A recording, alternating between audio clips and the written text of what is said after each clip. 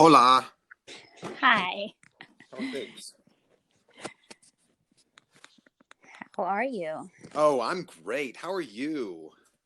I am not going to be honest because it'll take too long. Okay. Okay. Well. No, I'll just say I started out the day with a lot of energy and now I have almost no energy. Well, I mean that's understandable. It is a little late. It is. But when you have small children and you want a quiet house, it's kind of the only option.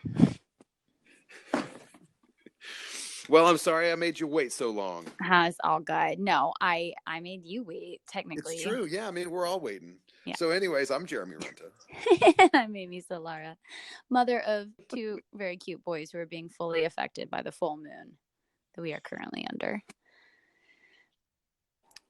It's a good time to be alive. It is, but they were literally bouncing off each other in the walls before I got them in pajamas.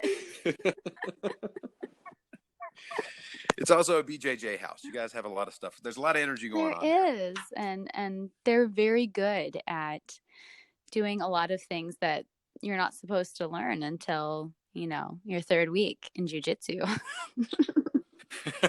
Which you're an actual adult. Yeah. So it was entertaining and we had a good day. I'm noticing, like, if they're asleep, all I want to do is go to sleep. But at the same time, the other half of me is like, oh, now I can do these 10,000 things that I have on my list. Now's the only time to get things done. And so what are we talking about this week? We are talking about Sanskrit because it's mantras and magic. Yeah, it is. And I think you should actually take the lead on this one, mostly because you were the one who sent me all the documents, which is very strong reversal of roles. It really was. I felt so proud of myself when I started putting it together. I was like, oh, this is intimidating. Is this what it feels like to be my friend? Exactly. So we are currently, I'm currently putting together a work sheet and a workshop for understanding the basics of the actual alphabet. Right now, what we're going to start on today, though, is just seed sounds for the main 7 chakras. Well, so say what seed sounds are. Oh, well, the seed sounds. The seed sounds are the energetic of whichever chakra we're discussing. And so the way that the seeds work, each of the chakras, the 7 that we have inside of our body, actually 6 of them, have a sound resonance to them. Frequency that kind of goes along with the energy of what the chakra is. So the first 6, because they are grounded in a physical space inside of our body, they actually have vibrations that coincide with each chakra. So we start at the root. The root chakra is related to the earth element. It is thought to be, if we think about it like a color spectrum, you think about it like a rainbow, it's red. It's the deepest. It's the darkest. When it comes to visual scale, one of the first inside of the prism. So the seed sound for the earth chakra is Lam. Lam. L-A. Lam. Yeah, it's really interesting. I try not to get ahead of myself, but I get so excited talking about. And this chakra in Sanskrit is Muladhara. Muladhara. In that, Mr. Learner of Sanskrit, is there any connection between the name of the chakra and the seed sound that kind of activates it? Well, that is a really good question. I need to have my definitions in front of me to actually tell you what it is that Muladhara means. And I think you probably actually already know. Yogi. To me, it just literally means the root. But we could look it up and put it in show notes. Yeah, there will be a link in the bio. So the reason I'm asking is because Lam is the sound, the seed sound, and Muladhara has la in it. And then the next one for the sacral chakra, sorry if you hear dog tags in the background shaking, svadhisthana. Va is like the base of vam, which is the next seed sound. Indeed. And then manipura has ra, which is ram. So like I just was curious if you had ever encountered that in any of your studies. Well, see, what we're kind of getting into now is the some things that I kind of discovered this week that I was super stoked about. This Perfect. is one of the reasons I wanted to do this. So if you look at Svadhisthana, right, that is our sacral chakra. The sacral chakra is connection. The sacral chakra is it's the water element. It's boundaries. Again, if we start to kind of do the crossover with natural magic, you have the four natural elements: earth, air, fire, water. So inside of Svadhisthana, we have Mam, Yam, Ram, Lam, Bam, and Baham. Now, I don't expect anybody to remember that, but the four that really make kind of an impact on me for this when it comes to the alphabet is Mam, Yam, Ram, and Lam. So Yam, which is one of the chakra seed sounds. Yes, which is one of the petals in Svadhisthana. Yam is the seed sound also to heart, right? Ram is the seed sound for solar plexus. Lam is the seed sound for the root chakra. So inside of the connection chakra, inside of our bodies, we have petals on the lotus that actually already connect to the seed sounds of the chakras that coincide. Oh, they're like right? just above and just below. Exactly. So root, sacral, solar plexus, and heart are all connected from the connection chakra. I know it's getting a little detailed. But I really wanted to start out super basic tonight instead of getting you into this. Like couldn't have started out super basic with the text you sent me. I was like reading it to be able to have a conversation with you, and was like, this is something to take days on. But what's great is when you do put together that worksheet, then I can add it to the notes on this episode. And so then people can have access to it. Yeah, I didn't necessarily think we were going to go diving directly into this, but like I said, it's been kind of on my mind. It's interesting the way that this stuff kind of comes to you too, because each week, like last week, we talked about planets. And that came up for both of us really the week beforehand. We're still in Mercury retrograde. That was kind of something that was very present for us, and those mantras were just repeating in my head kind of unintentionally. They were just kind of there. So for this week, I think part of it is where we are in the moon cycle. It's just there's a whole lot of releasing and a whole lot of opening up that's happening right now, and it was like, get back to basics, kiddo. Just kind of drop down and look at where it is that you're coming from. Part of the fun part for this for me as well is the fact that your magical practice is anything that you make it, right? Like we were talking last week about kind of getting into the creative aspect, and doing whatever it is. Like I have a ceremony now that I do with orange peels or with grapefruit that is like you squeeze the peel and then you can light what comes out of the peel on fire, right? Because it's an oil. It's a citric oil. So being able to kind of develop your own practices is one of the fun things about magic. I'm sorry. All I could picture was the moment in Wanderlust when the kooky woman from the intentional community hands Paul the sticks with the orange peels on them, and she does it like ceremonially, and he's like, "Oh, thank you. What is this?" And she's like, "Some orange peels like glued to a stick." Yeah. Little did we know. That's all it is. And Jennifer Aniston's looking at her like, So yeah, what's really awesome about that is also you start to find out what it is that you're doing in your own ceremony that works. So one of the big energy pulls for me when I'm in session is using VAM. It's connecting to yourself It's connecting to, for me, it's connecting to my client. That's not something I read in a book. Mm-hmm. You know, I know that the sacral chakra is the connection chakra. It's the water chakra. Again, it has to do with boundaries and how we interact with the elements inside of our world Right. that are outside of us, right? So what our relationships are with people, with foods, with alcohol. Um, our root chakra is really our basis for what we do in our life. Our root chakra is old school family teachings, sometimes family trauma. Is this what you're Just encountering when you're healing that's people? down. Because I feel like I would beg to differ on what it actually is. Oh, I really? feel like the root chakra is beyond that. It's the survival instinct of the human body itself. With Yes, I think it comes from a lot of the stuff that we have Because I from feel like family our doesn't come in until the connection point of water. Does that to make the sense? actual connection aspect.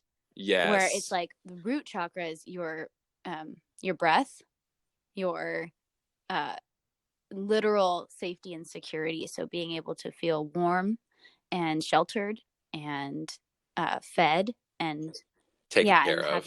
your literal needs of air, water, fire, and earth met, which is breathing, drinking water, eating food, and being able to sleep. Um, and I think that's all built by your birth family, essentially, um, where you're as you incarnate, that root chakra is developing, right? Your soul doesn't come into your little tiny fetus body until you're about to exit the womb. Majority of the time, there's some cultures that argue that the soul is sitting within the body as early as the first kick that the mother feels, but there's other Yeah. cultures where it takes 40 days first, and there's other cultures where it takes 4 months. So it just depends. In my experience as a mother, I feel like the soul of the baby hovers around the mother and comes in and out. They're like testing out humanity, and then they kind of start to sit within the mother a little bit. Well, you've had this from personal Yeah, but experience. I've seen other women too who are like very detached from their pregnancies, and I feel like the soul of the baby is not abiding within their body. It's hovering up where their soul is, if that makes sense. I could see And I that. feel like it's not until the root chakra is a little more firmly established that the soul is able to inhabit the new human suit.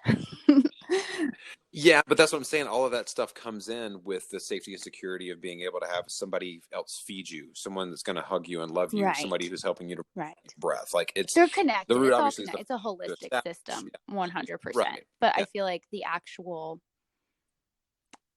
um, the actual connecting chords, like if we were talking about like cord cutting or like where the energetics of those things lie, I think when we talk about relationships to people and things, we're looking at the relationship chakra. That's Yeah. Svadhisthana. That's my second. That's my second jam. All right, so let's completely reset because we started off with an incomplete We tangent here. did. It's So great. the root Root chakra, chakra is the root earth. chakra, Earth earth, element. muladhara, Yeah. root. It is the energetically, again, the way that we're talking about this. I'm not an expert when it comes to mantra science. It is something that I'm very passionate about and that I'm continually growing and learning from. Again, this is our experience with how we've kind of learned. And as a um, caveat to that, you cannot be an expert on mantra science unless you've incarnated like what 100,000 times. Yeah, I mean, you could probably read a book or study something with somebody, I'd imagine. But But I feel like, yeah, I mean, even in the stories of the Vedas themselves, they're like, and this sage lived 1,000 lifetimes before he learned like the true meaning of the Bhagavad Gita. You're like, oh, great. hmm So we're just reading it for the first time as far as we can remember. This other guy incarnated 3 times, remembering all his past lifetimes. And Shiva was like, you still don't get it. So you are an expert in this lifetime as far as the majority of people listening to this are concerned. the experience that I've had, I've spent some time with it. I'll say And that. I would say this is like when I've talked before on other podcasts or in other like written ways, that I was called to the word witch because it felt like I was remembering something. It was awakening something that was already dormant. It was like in me. And I feel like when you heard Sanskrit, it was just like, oh, you're remembering it because it comes to you so naturally. And you're able to look Yeah. at all of these letters and all of these seed sounds and all of these chakras, and it feels familiar to you, which is a huge indicator that you did do this in past lives. And therefore you are on this path of moving out of the cycles of samsara, right?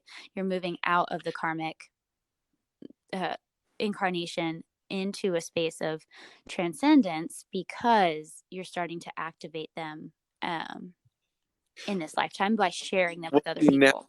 Now we're getting into semantics. I don't necessarily know if it's me moving out of it. Again, like, we wouldn't have incarnated on this planet in the first place if we were just attempting to be one with God, right? The whole idea of like getting back into the consciousness flow, that is from the standpoint that you've learned everything that you've needed to learn, or the way that it's looked at least from some fundamentalist views, it's like, if the whole goal is to get back to God, then it's like, what the hell are we doing here in the first place? Because we had lessons to learn. Exactly. So like, then that's the whole clearing of karma thing. Yeah. I feel like we've got 2 to 20 lifetimes.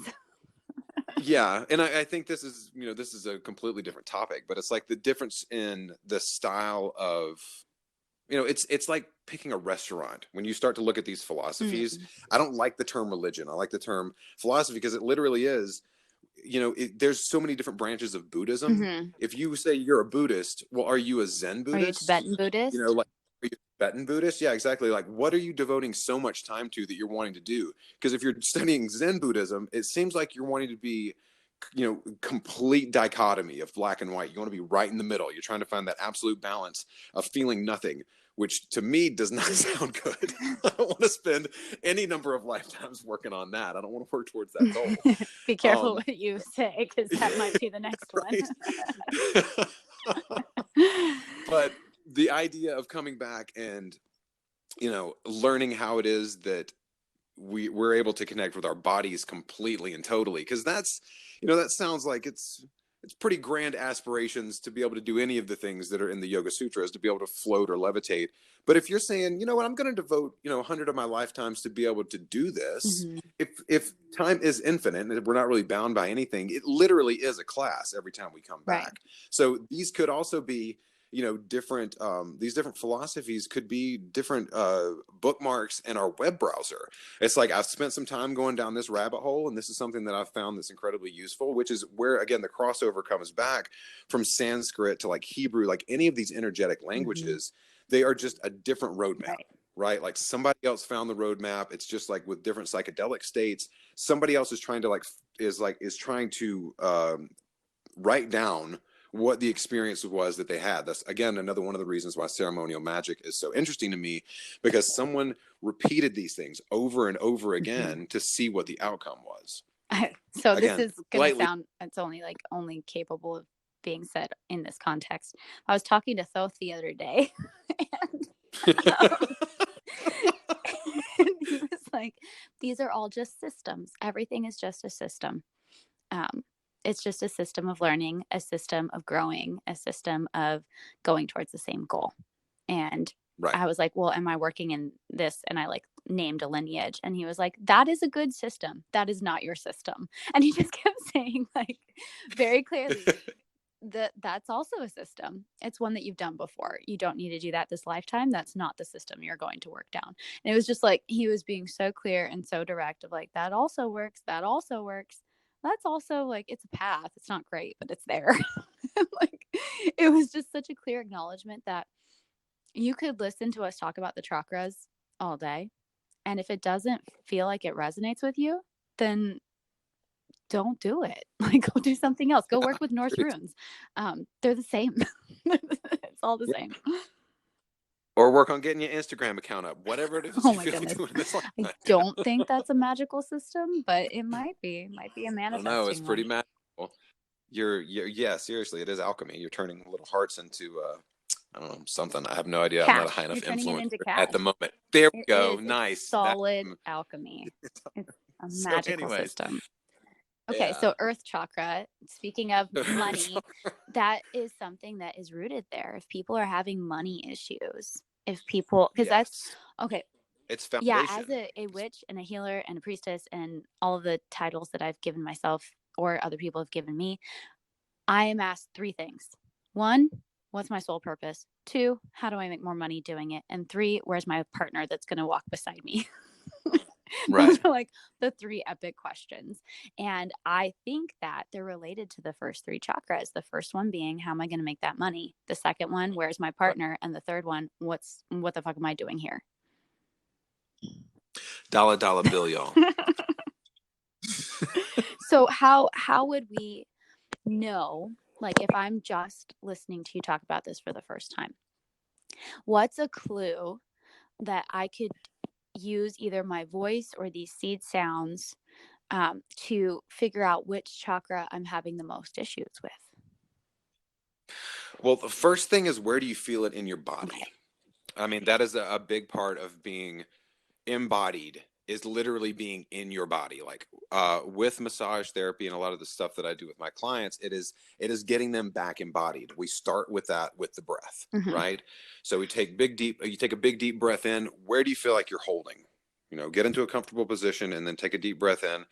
If it's we're again kind of getting off topic here because we're going off of just root. Yeah, that's okay. Do we want to list off the chakras first and then we can No, go from just there? keep going where you're at. Okay, cool. Then I'm going to. This is what happens when we wait until 10:30 to record. True. So take a big deep breath in and you feel where it is that you feel like you're holding. The energetic is starting somewhere off of your spine. So again, basics of chakras, the way that we understand them in medical context now, it's nerve ganglia. Not It's medical, bundles, energetic healing. energetic, yes. Well, it's nerve ganglia along our spine. It's where we have large bursts of energy, right? So one of them is down, like right at the perineum, like right at the pelvic floor. One is really close to it.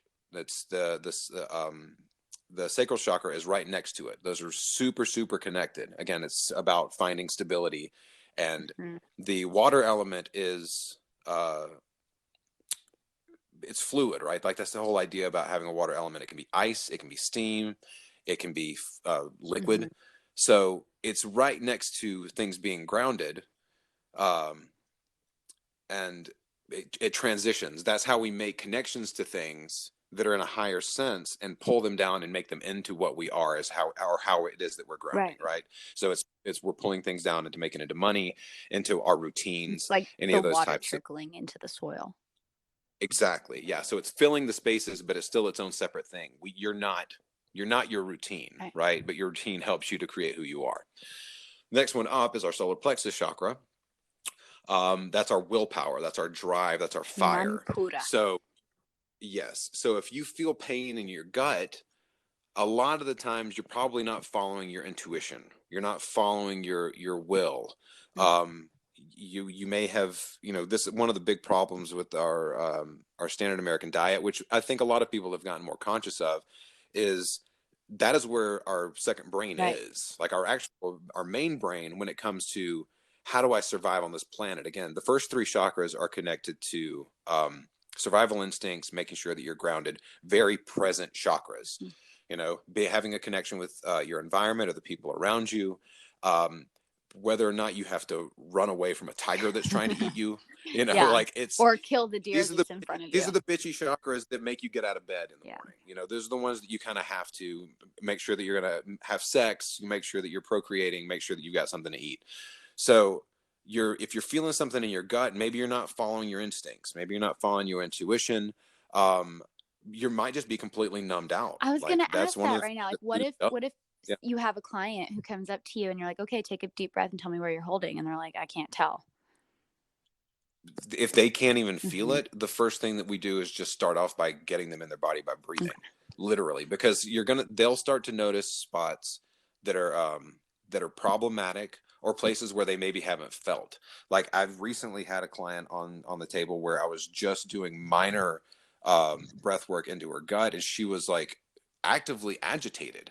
It's like she obviously hasn't taken large belly breaths to get. It's not just about, you think about it like getting the air there. It's you are moving your gut. You're moving muscles that are in your stomach, and we don't do a whole lot of we don't do a whole lot of we don't put a whole lot of attention into that area. Like abdominal massage is becoming a lot more prominent nowadays, again, because you want to make sure that everything in that area is moving. That's how you get the energy to I go. wonder if You that's know, why if you're so not, many you're completely disconnected. Go ahead. actors and dancers are so in touch with their bodies, and singers, actors and dancers, because they do so much breath work. Right. And they're forced to focus on expanding their abdomen in order to project their voice, in order to sustain their breath, in order to maintain the movement they're doing, because they can't do what they're going to do otherwise unless they're willing to take deep breaths. And they're also the people who Well, it's all analyze have a themselves the strong sense most. of self. Right. Yeah. Because they're like tapping into all the trauma that they've had forever and ever and using that to put on stage. That's what makes a good actor, right? When they bring it from experience, and they're constantly processing. I think you've hit it on the head with the fact that they're literally expanding their abdomen in ways that normal people don't, because they're taking such huge deep breaths, especially singers. And when you see like a really powerful singer on stage, who's conveying such depths of emotion from their voice, and everybody's like crying and standing up and clapping, it's because we feel them actually moving that energy, right? Right. Exactly. On a side note, just again, this is more advanced level stuff, but like in the Manipura chakra, the petals of the lotus that are actually connected are your more directed action. So you have your D's, you have your hard T's, you have your P's, like any of the plosive sounds. So when it comes to actual putting together mantra in the way that you're wanting to direct it, like the weapon mantras is the best way to kind of describe it. So things that you are sending out into the universe, and weapon doesn't necessarily have to be something that you use to hurt someone else with. It's just like a projectile. So like pot, right? In or Om Mani Padme Hum in Sanskrit it is pot, P-H-A-T. You aspirate the H, and that is it's like a dagger. It's like a throwing dagger or an arrow, something that we're sending out. Can you describe aspiration? Because I know what it is, but for anybody listening, like so aspiration, again, this we're going to get into how it is that you actually enunciate a lot of these letters, and the reason why we kind of talked about this last week. It's so important that you actually pronounce things correctly, because it is the intention of whatever the sound is what you're actually trying to accomplish. So for aspiration, it would be a where the abdomen literally punches in, like it's like someone's stalking you in the stomach. Fire. Right. So you're sending out a sharp, and then you also have, like I said, the plosive sounds like a P. So pa or pa. So any of these which are connected, and the petals of the lotuses that are connected to the Manipura chakra are all expressions out. So this is where we start to go from internal to external, right? We're starting to move the energy up and out. So with the things that we are trying to direct, if you're trying to hit somebody with dynamic peace, which is one of the coolest mantras. If you're just like blasting somebody with like unlimited positivity, then you're using that as a direction out. So pay, pa, pot, any of those types of sounds are going to be things that you're directing out at someone else. Would the K's be in this as well, or do those come later? No, the K's actually are in the heart chakra. Really? So the interesting thing about the Anahata chakra, K's and G's, right? So these are more things that are working with. Okay. So Kali is yes, exactly. Kali is time, Ka. So again, it's an external thing, but it's not something that we're actually directing. Okay. Right? We're not directing time. We're inside of the flow of it. Gum.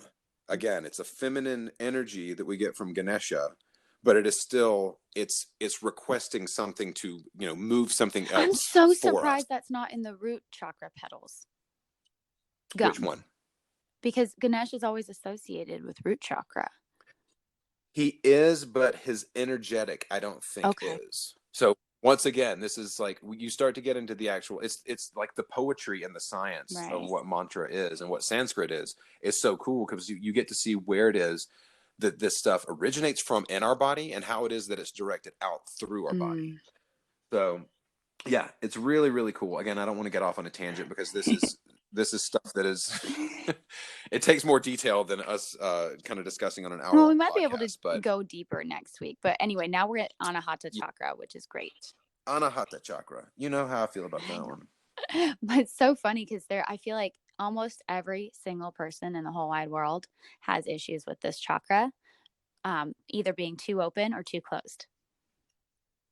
Yeah, I mean it's the crossover chakra, right? It's where we go from outside of what it is that we need and want to how are we interacting with the society at large, and what is our part in that, like in the bigness of the universe. So inside of the six-pointed star, like this is the crossover between masculine and feminine. It's right here in the middle. How do we receive? Like what are we holding on to when it comes to emotions? Like talking about clients that have come in. One of the things that I always tell them, I'm like, this is inside of our lungs, at our heart. That is where we hold a lot of pain, a lot of sadness. Like when you're a kid and you start to get the sups and you're on, Yeah, and you're trying to hold back the emotion instead of letting it out, letting it express. A lot of that stuff gets stuck in our body, so it can get held in the ribs. People who can't take a deep breath or who have bodily structure wise, you can look at them. It's almost like it's just constriction right at the rib cage. You can take maybe a deep belly breath, but they're not completely in their heart, right?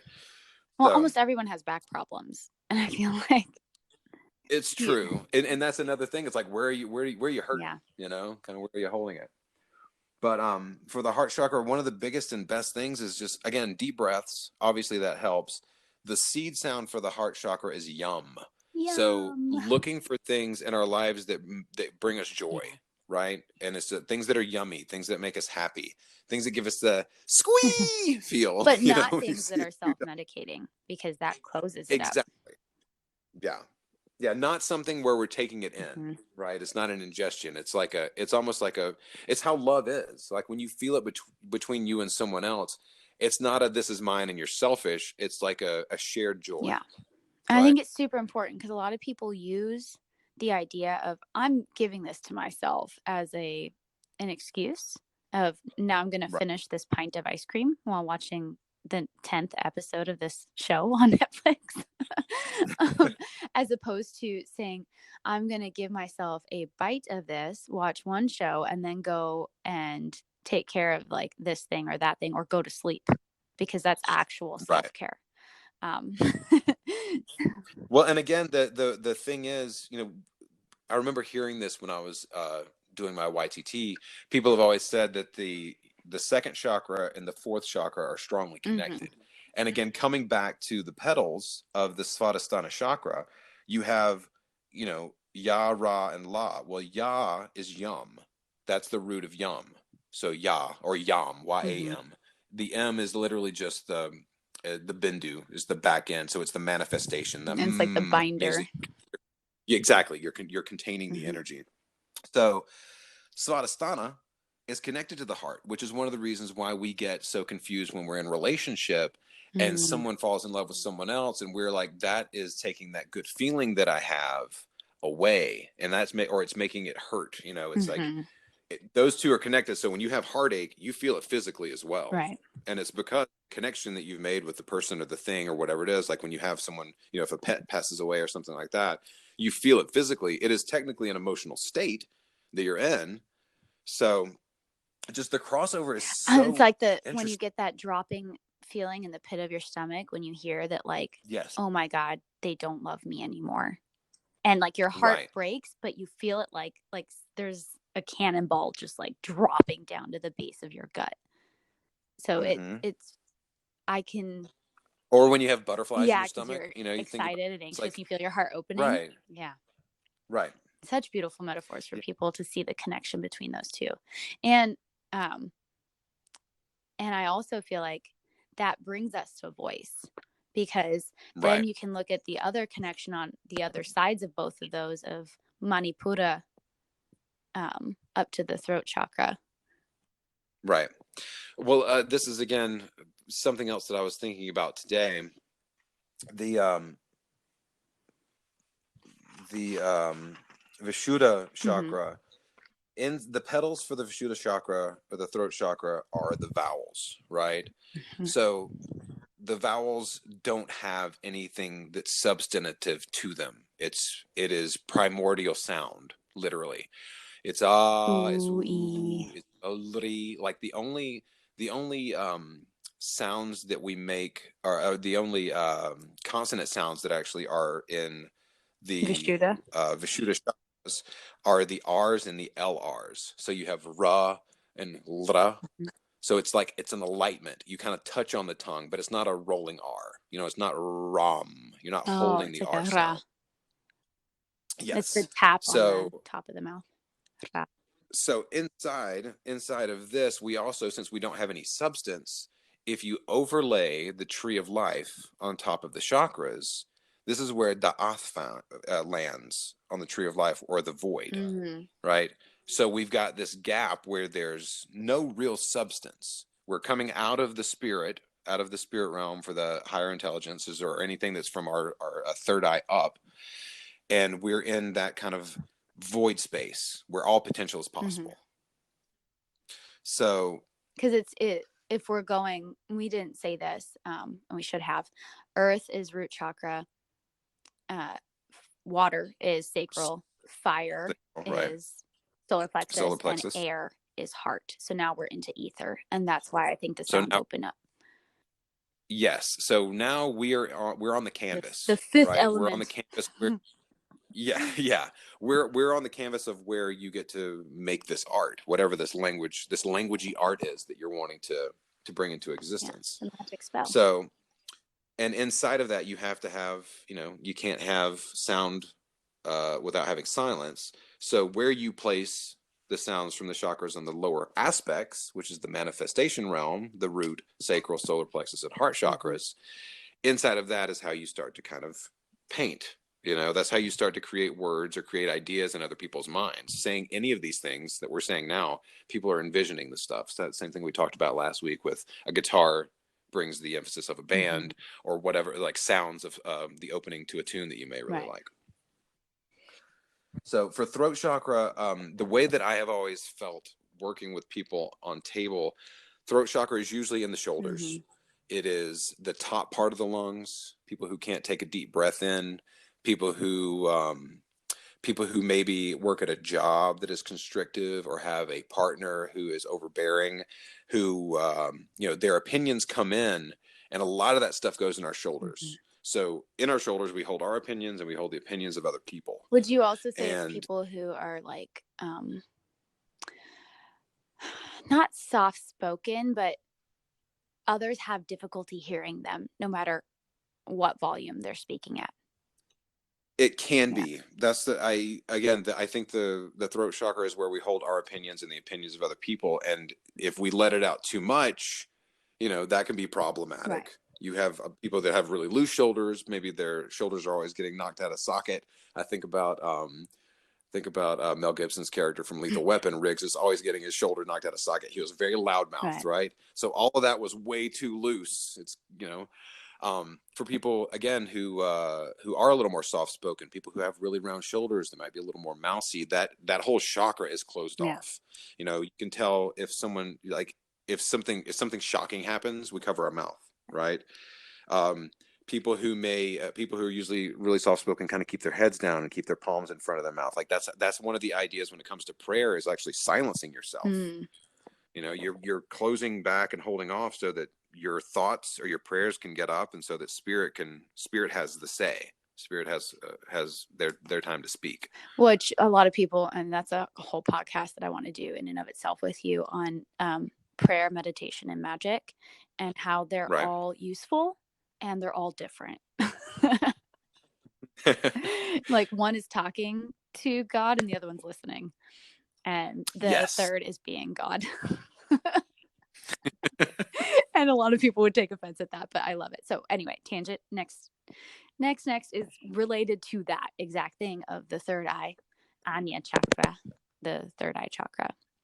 So once we have worked our ways, lam, vam, ram, yum, hum, and you get to om, which is the only one that Oh, everybody knows. yeah. So again, another one of the really cool things about the petals that are on the third eye chakra. Um, hum is one of the petals. Mm-hmm. Hum is the seed sound for the throat Right. chakra. So we have connection from third eye down to throat because we have to formulate how it is that we're saying what we're saying. And visualize And it then we as we have, send it out. yes, exactly. So this is where the idea of a universal mind comes in as well. It's like what we say, how we speak to God. There's a reason why we can talk to him or her or whoever it is that we're trying to converse with when we're in meditation or prayer. And this is our link Right. because we're able to connect our mouth to our mind and then our mind up and out. Because once we get past the third eye chakra and we get into the Sarahasrara, God, I we get into cannot the say crown that one to chakra. save my life. Sahasrara. Sahasrara. Sahasrara. Once we get into the crown chakra, sound is Yeah. out, right? Because it's the thousand petal lotus. It is all sounds. It is all silence. Mm-hmm. And it's what we're putting out as intention, as feeling, as thought that goes up and works its magic. And when it comes to manifestation and evolving back down into Right. creation, right, or into our And I think selection. with these top two, they're a really beautiful metaphor for some of the alchemy that we do in a lot of magical practices where we're drawing the energy down and out. Because a lot of people think about drawing the earth energy up because as a culture, we don't touch the earth very often, like the real earth. We walk on sidewalks, we don't walk on dirt. And so we're constantly trying to ground ourselves and we're constantly trying to pull the earth energy up because we miss it as a species. And we forget we also miss the star energy from above. And a lot of people easily escape up to the star energy because they're like, I'm done being human. And like you said earlier, that's Yeah, not the it's a point. The little point is to be human and to pull that star energy into the humanness, to radiate it out and make the humanness even better. right. And I think one time I heard someone say that you could also equate the seventh one, instead of having a seed sound, having a kind of like a sigh, like a like, oh, like this really like beautiful just release. I think of it as tinnitus, just like a high pitched ringing. Just like this chime that doesn't stop. No, but it was such a beautiful, it was a meditation teacher who said it, and it was such a beautiful way of expressing it to me because I was like, well, if all of these other ones are seed sounds activating it, like what do we get to when we're up there? And he's like, well, when you're up there, you're in bliss. And Yeah. that's it. There is no sound on earth that can describe the bliss that happens when you reach that state, when you get to samadhi. And if you are consciously aware and using and engaging with your seventh chakra, it really is kind of like just this sigh of my soul is driving this. My soul is the one who's deciding what's going on right now. And I can let go finally.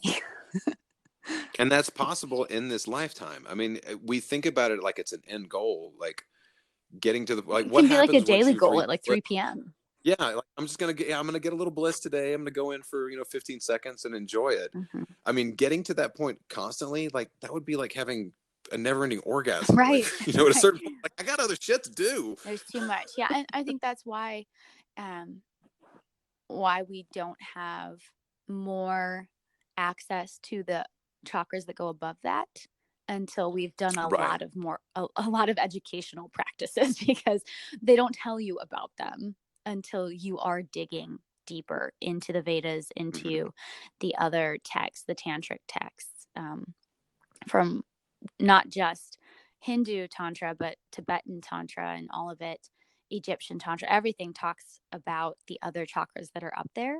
It's just most of us don't know how to access them because we wouldn't be able to live our life on the daily if we did. It would just be too overwhelming. Well, yeah, I mean, even when you read about it, it's like any type of advanced esoteric ideas, your brain just doesn't process it. You're like, I'm not there yet. It's like me looking at like advanced calculus, Yeah. and I'm not good at math in the first place. I'm like, that's it's Latin to me, to be Oh my completely God. There's honest. an episode of Magic School Bus where Ralphie's trying to learn math and he's like, okay, 2 pizza slices plus my shoelaces. And it sounds like algebra the way that he's phrasing it.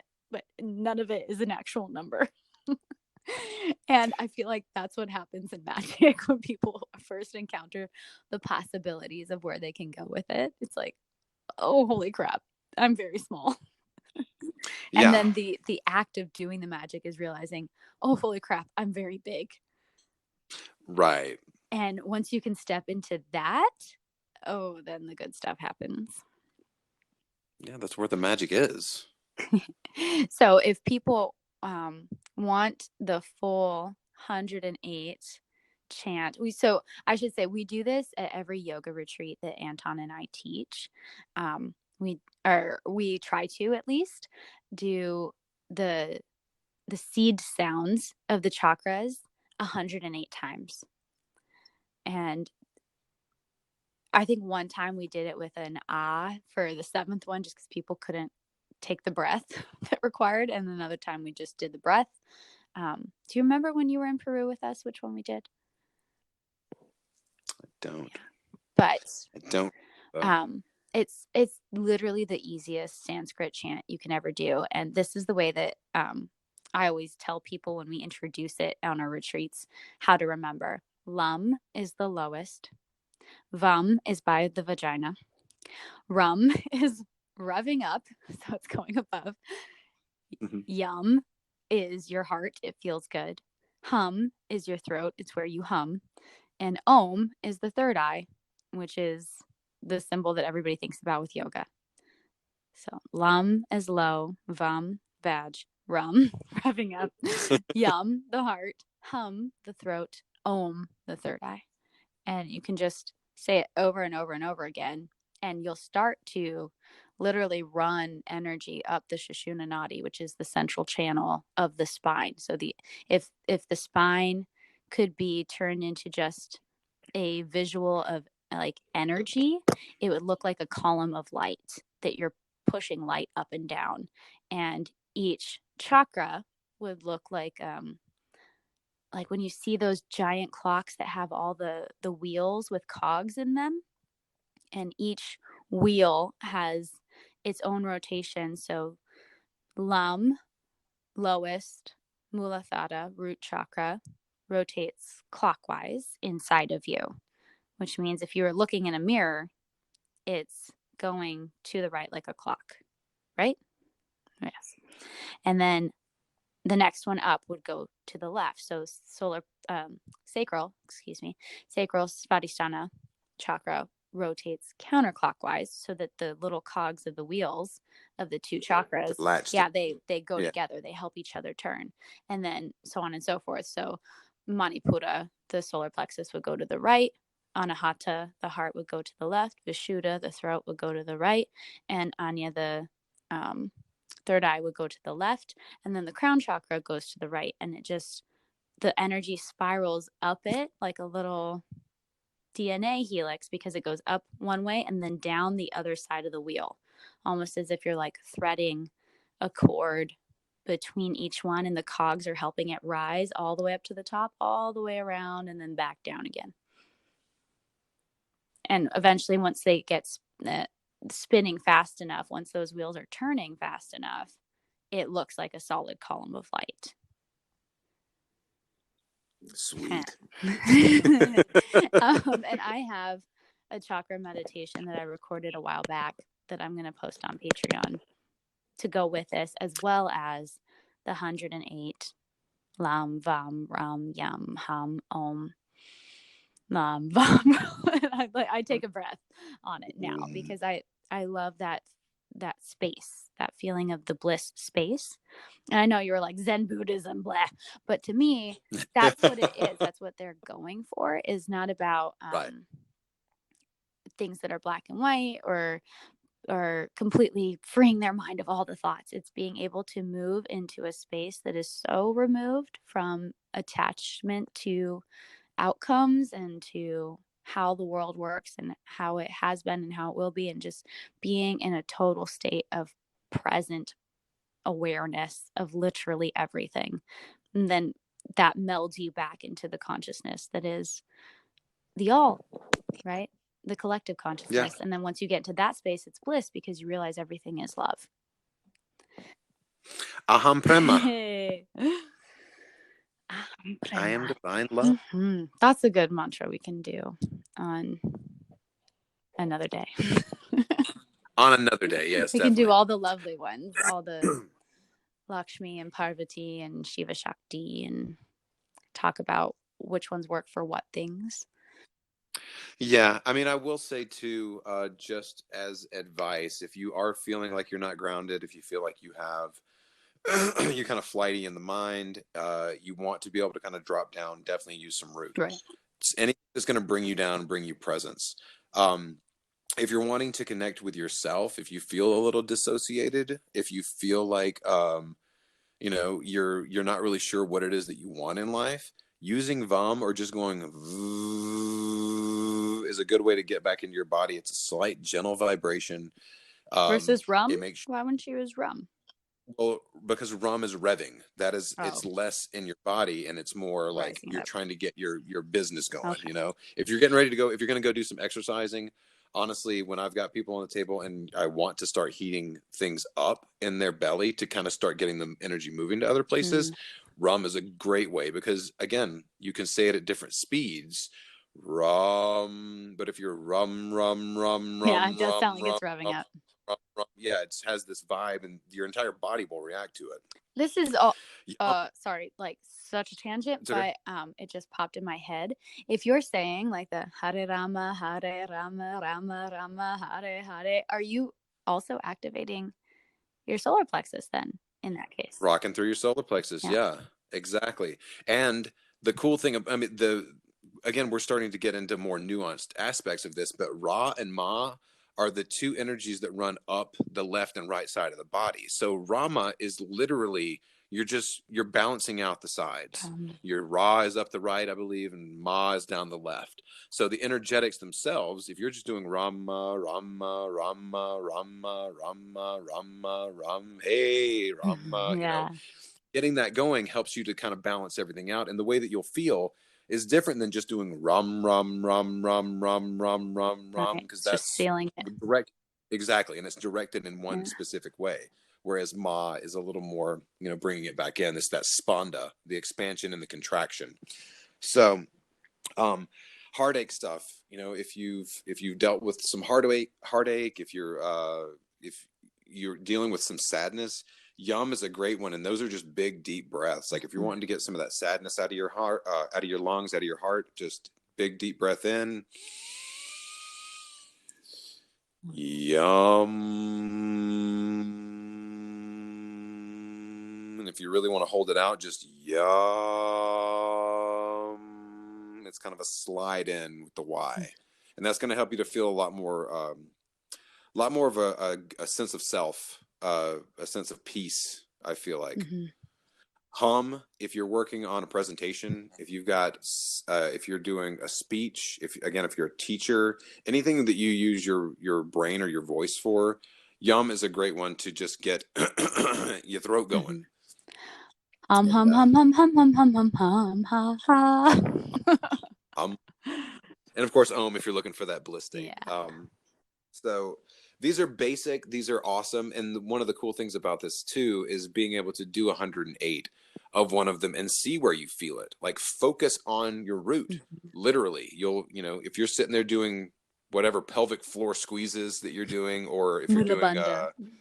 yeah, exactly. Work your mula bandha.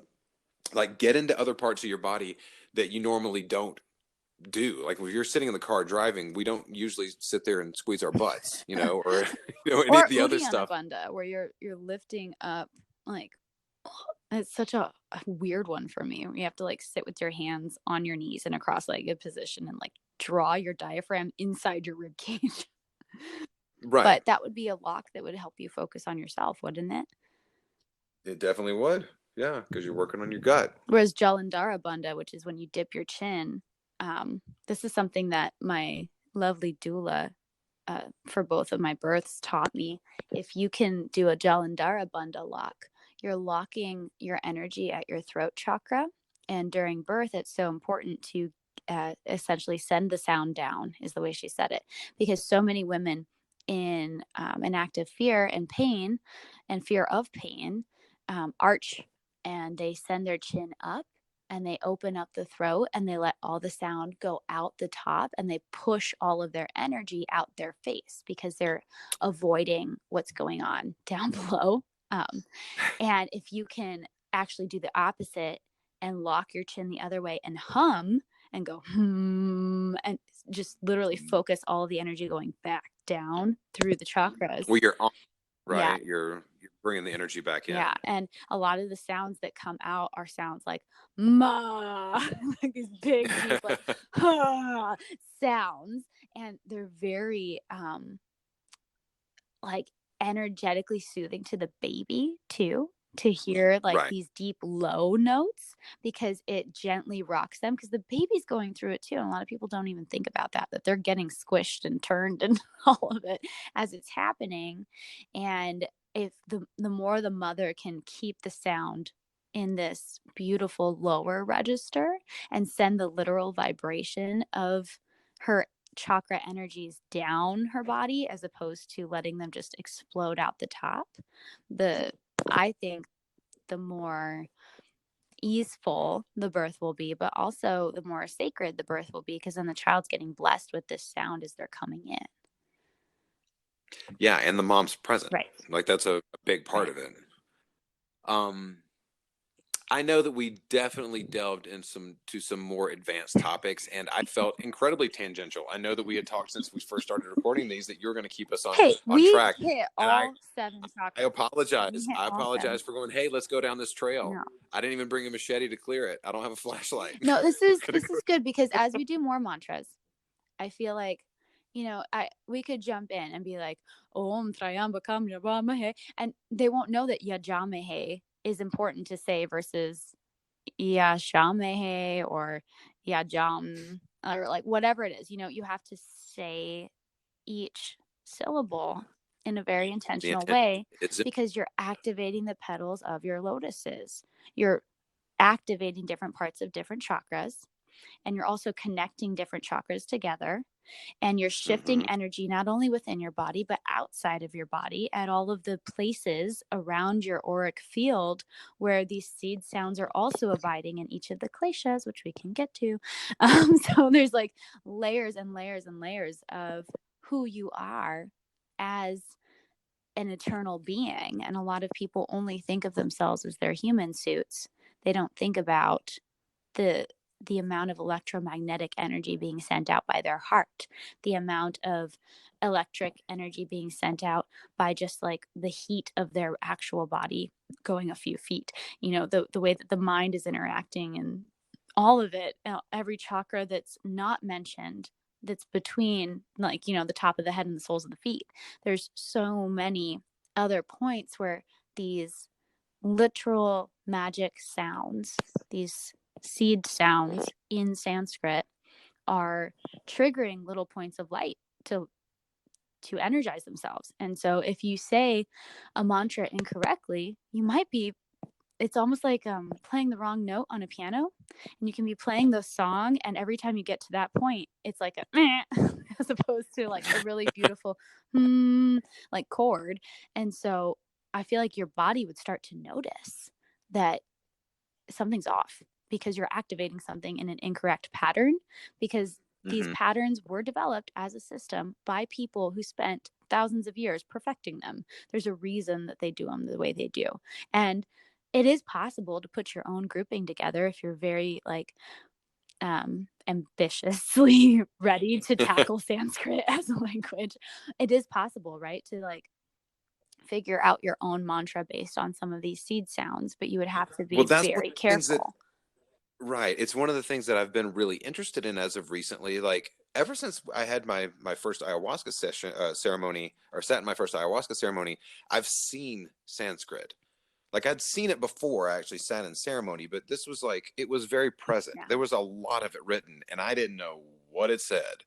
So as I have continued my practice, and that's been 5 years at this point, I literally start to see Sanskrit. Like when you start to learn a new language, I've heard that you'll start to dream in that language. You'll start to see it, and you'll start to see it in a completely different way. And since Sanskrit is energetic, the same thing with Hebrew.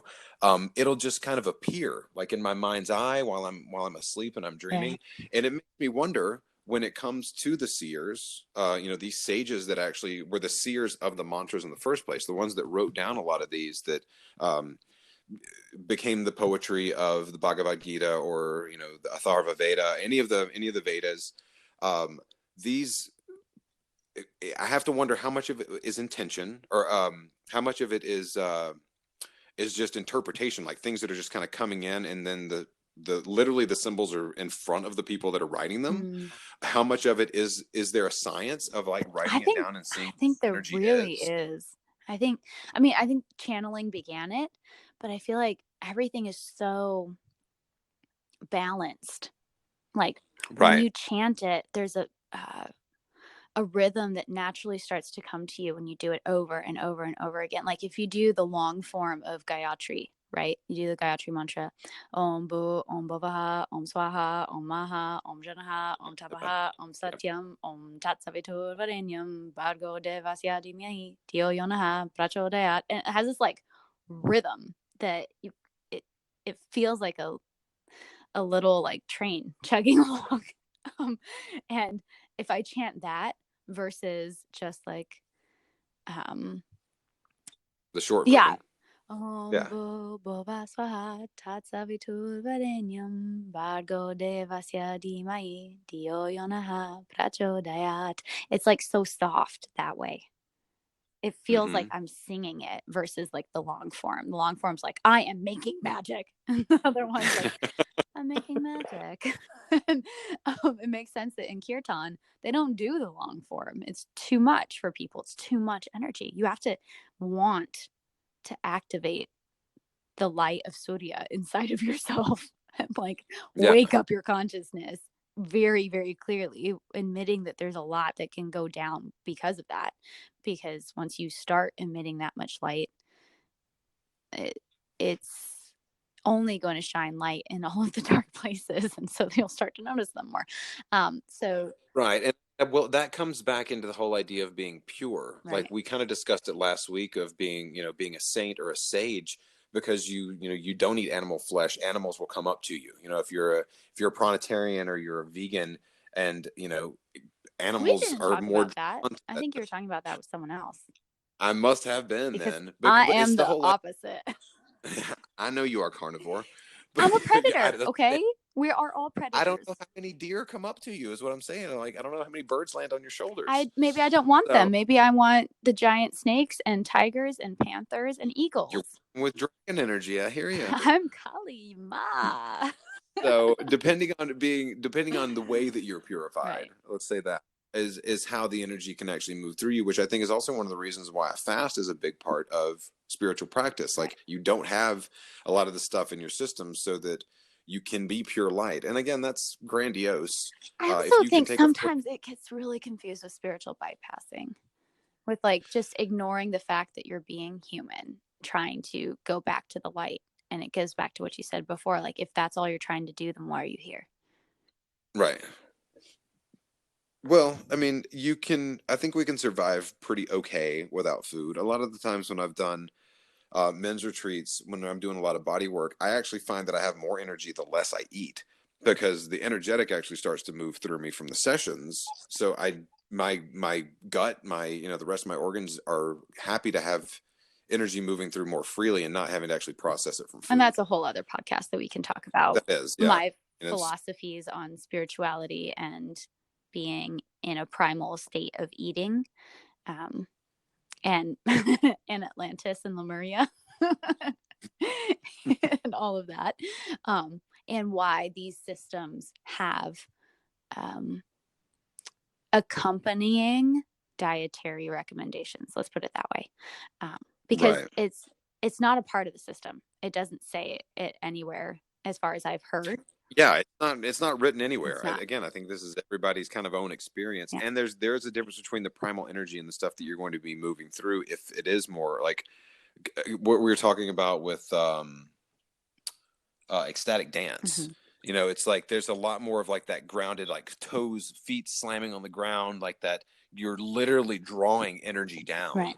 Like that's completely different thing, and it's a completely different energetic. Have you ever heard You know? anybody do the seed sounds backwards, like the om, hum, yum, rum, vum, lum? Because it feels very weird to even say it in my mind and say it out loud now. It's like, oh, that's, oh. I haven't done it much. I have definitely done it with clients before who are trying to ground. When I've worked with it's odd, it's usually water signs, but I feel like a lot of the times when there is the emotion it overflows and then it goes up, Yeah. as opposed to being able to kind of draw it down and do something like grounded with it. Um, Being able to do that and go in reverse is actually kind of helpful. And it's really interesting. Again, you're talking about like as above, so below, as above, so below. The alphabet for the Sanskrit alphabet, as it coincides on the petals of the lotus, when you start at root and go up, you're actually doing the alphabet backwards, right? So when we move up, we start at ksa, I believe. Actually, it's shaha, I think is the last word on the alphabet. So, and then we move up to ah or om, right? Because we're getting up to the throat chakra, and that's again, you're putting substance to the alphabet as it grounds down into earth, as it grounds down into something more solid. So it's like alpha So, and omega. yeah, yeah. So you're starting with and you're ending with, I want to say it's sha, shaha, and sa. I think sa is the last letter in the on Muladhara, and again that's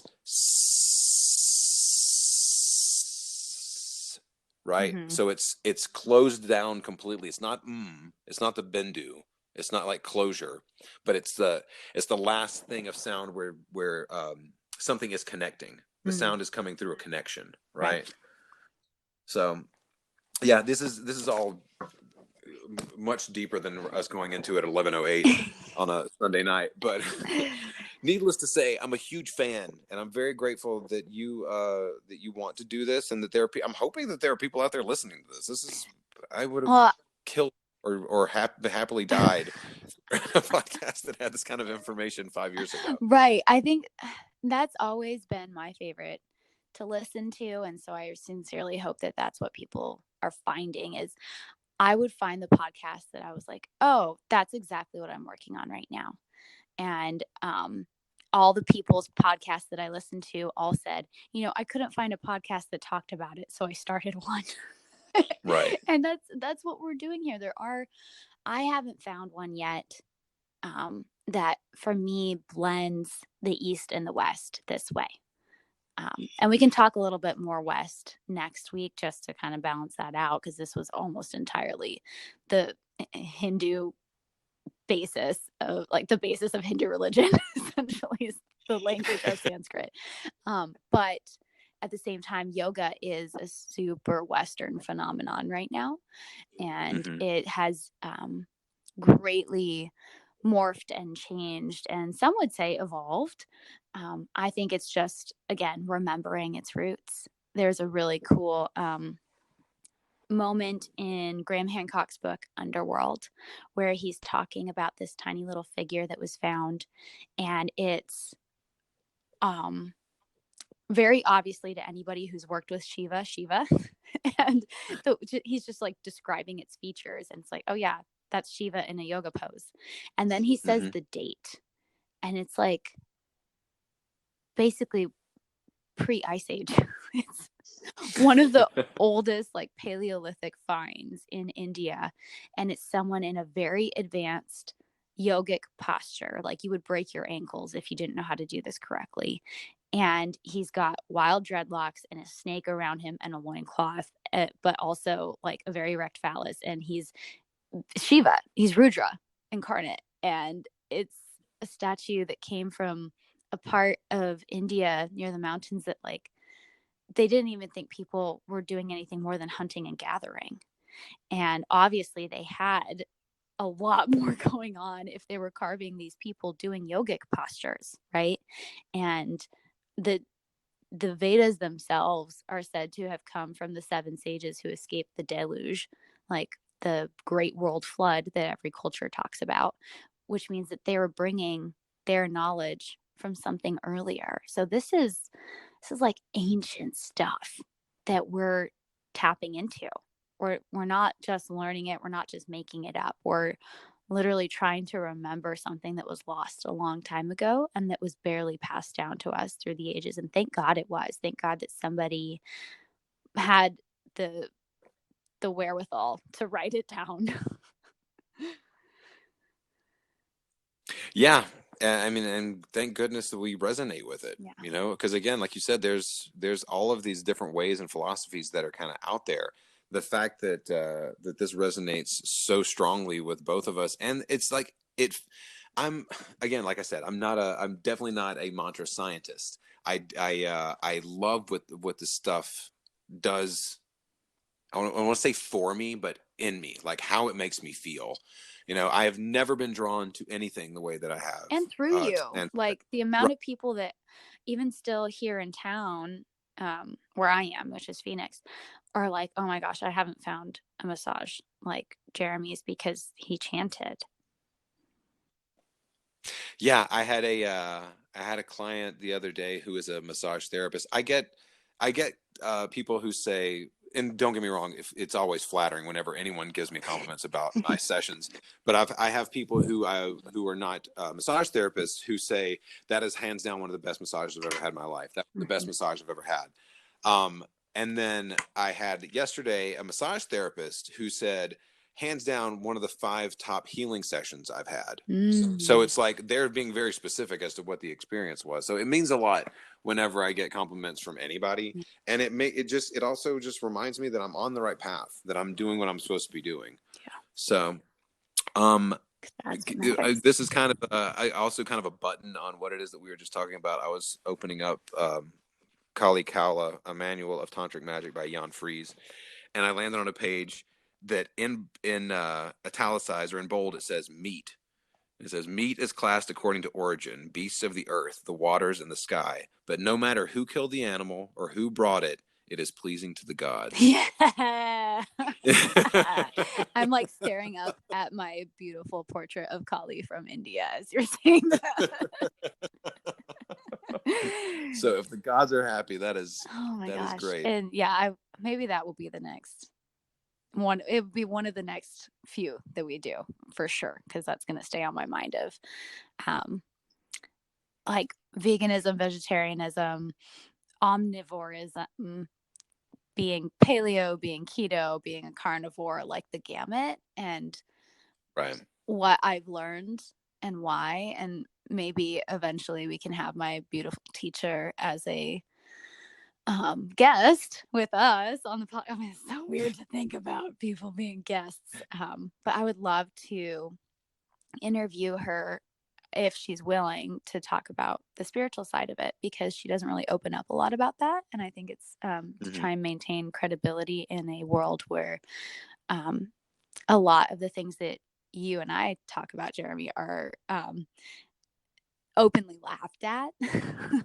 Right. And she's already criticized a great deal, just like Graham. I think both of them, who I respect so highly and have learned so much from, are frequently shunned or put down or dismissed because they present really radical points of view, and therefore they have to stay away from things that are even more esoteric and occult and spiritual based, because they're trying to make their Where do you arguments. draw your line in the sand? Yeah, they're trying to make their arguments as digestible as possible to the masses, because the masses are the ones who need it, but the masses aren't always ready to receive it. That's one of the things that we have to do as well. You know, it's like this could be that we are shining a light under the 3 people who have such an incredibly diverse interest in esoteric knowledge that we're pleasing 3 people that are listening to this podcast. But I do want to make it so that. I know, but I do want to make it so that everybody can understand it. If you have an interest in it, so that it's easy to understand, and we're not losing you in a lot of fancy lingo or esoteric jibba jabba. So and that's also some of the fun too, because I feel like if you hear us say a word and you're like, what the heck are they talking? What is a Veda? I don't know what a Veda is. Google it. We have the internet now. That's part of the reason that this is all coming to us again. Like, the reason we are downloading so much information is we literally are accessing all the information once again. And you can look at these sacred texts that were written in India thousands of years ago. And before, you had to go up into the Himalayas and pray that you found the right guy in the right cave who had these documents. Right, and then be able to remember it. Yeah. Because this was all oral tradition. Yeah. As well, before somebody actually started writing it down. Yeah. So, yeah, we will. I'm going to continue to refine my understanding of it so that I can present it in as clear a way as possible. Mm-hmm. And I'm just grateful that that it exists. To be completely honest, because like I looked at my bookshelf, and I was just like, it's like a different planet, man. Like I think I talked before about like going to the library when I was a kid and finding, swords and sorcery fantasy type novels when I was, when it came to magic. And now I literally have a collection of books that tell you how to connect with the divine. Right. And, it's beautiful. It is everything that I've always wanted, in my life. So, I think at some point too, I know we're kind of pushing time wise. We both need to kind of hit the hay, but at some point, just throwing out ideas as to what I would like to do next is, we talked about freight train mantras a little bit. I would like to get in and break down some of the ones that we work with the most, like whether it's a freight train mantra, or if there's something that you have found specifically that works well for you. Yeah. And I think let's say this for next week. Then let's do the 3 freight trains of healing, and talk about the differences. And because I think one thing that Thomas Ashley Ferran said that I really agree with is one is pulling energy up and the other one's pulling energy down. Right. And then the other one is just like infusing everything with energy. And there's so many healing mantras, but these freight train ones, I think they just go above and beyond. And you can use any of the planetary mantras we did last week, and we'll touch on that again next week. You can use really simple mantras like what you just did earlier, Rama Rama Rama Rama Shri Rama Rama Rama Rama Jai Rama, and just like balance out your own internal energy. You can also do there's a couple other ones that are there that are specific types of healing, but the 3 freight trains are the Apadamapa, which is a Rama mantra, the Om Trayambakam, which is a Shiva mantra, and then the Gayatri mantra, which we already said. The long form. And I am so excited to be able to offer that to people, because I feel like those ones, once I read the words and I listened to him sing it, they just were in my head. I couldn't get them out. And it was really beautiful, because now they're the ones that put me to sleep. Like, if I have to go to sleep at night, I will do the Shiva one, because I feel like, to me, that one's pulling it down. Again, Kali Shiva energy. So I like to pull down the heavens into the earth. And I go to sleep so much better. My dreams are so much better. They're calmer. I used to get a lot of night terrors. So healing on a whole lot of levels: physical, emotional, energetic, all of it. That's saying your prayers, right? Yeah, it is. Keep me down to sleep, seriously. Now I lay me down to sleep. I pray Kali, my soul to keep. Keep all them damn demons at bay, so I can wake up for another day. College improv coming through. You just wrote a new mantra. Look at that. Oh, see, and that's bridging the East and the West. I think a lot of the West mantras aren't what you would expect. They're like the gorgeous ones that Starhawk uses and Suzanne Sterling. Like, all comes from love, all goes back to love. Love is the law. Like, so simple, so beautiful, and really profound when you're chanting them at the top of your lungs around a bonfire with like 100 other witches. Mm-hmm. So good. Okay. I love you. I'm grateful for you. I'm grateful for Sanskrit. Yeah. Happy Mantra Monday. Happy Mantra and Magic Monday.